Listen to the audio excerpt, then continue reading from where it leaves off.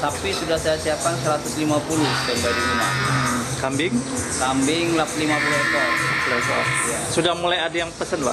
Kalau sapi sudah ada sekitar 50-an. 50-an? Ya.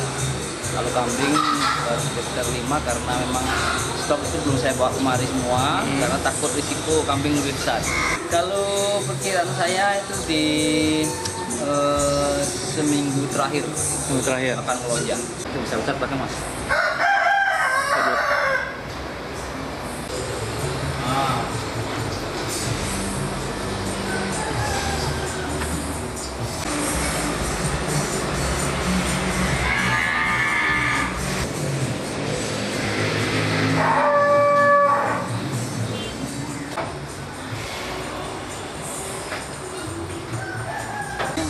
Bentar. Ya kadang saya tahu-tahu besoknya mati.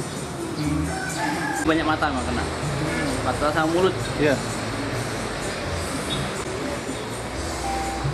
Kenal dengan Pak Trubus.